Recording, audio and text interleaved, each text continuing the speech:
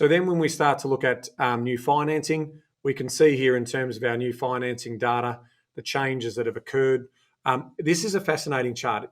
I'm still struggling to reconcile what's happening here in terms of, we can see that investor activity is quite strong.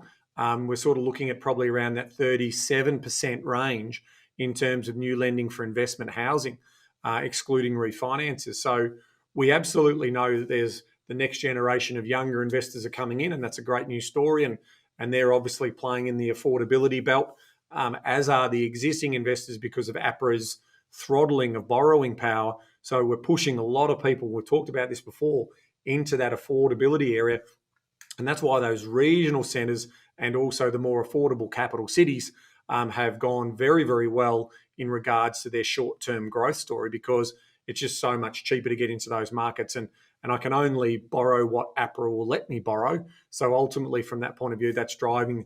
And, the trade-off and unfortunate story there is it just makes it harder for first home buyers, because you're putting all that underlying demand into that particular market. But it is also challenging in the sense that with conditions the way that they are, where is all that investment dollars going? Like, obviously, we know that higher prices means we borrow more, but it's the count of the number of investment loans that I'm putting question marks on, because when I look at the ATO data, the number of new investors that are coming into market is actually slowing quite considerably compared to where it was. It's like 2/3, it's 66% down on a 5-year rolling average. So from that point of view, it's like, okay, well, are existing investors buying more properties? That's not showing up in the data either. So it could be a couple of things that I still need to investigate. And one is that, the number of loan splits that happen from a investment savvy broker, usually you would have 2 loan splits against a new investment property. You'd have equity release from another property so you don't cross securitize. And then you'd have your new loan at 80% against that particular property. So maybe that's a sign of more education and sophistication in the way in which brokers are now setting up their customers with the right lending strategy and structure, and that could be artificially inflating those numbers. But it is an interesting story. Quickly moving along, we can see here in terms of what we get in this particular data, we can see where the activity is, and this again is meant to report the activity based on where the purchasing is happening. I've always been, question mark on that data in terms of its source and reliability, but it clearly shows that there's an appetite for buying in New South Wales at the moment, which could be regional story.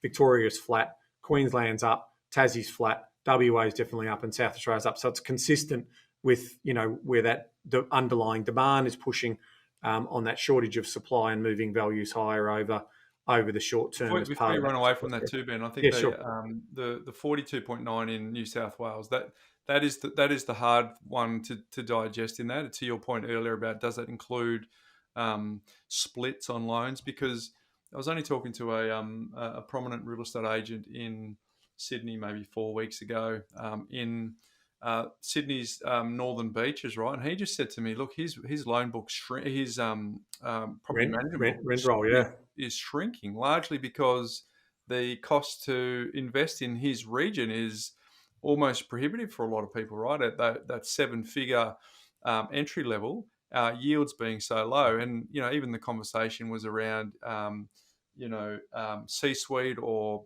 business owners who have got really strong incomes. Even they're finding it tough to hold on for those for the long term. So clearly, that might be part of Newcastle or Orange or Wollongong or, all the way through to the borders. But that definitely, those finance investors make sense in the markets that are flying. But, that New South Wales one would love to see under the bonnet a bit more.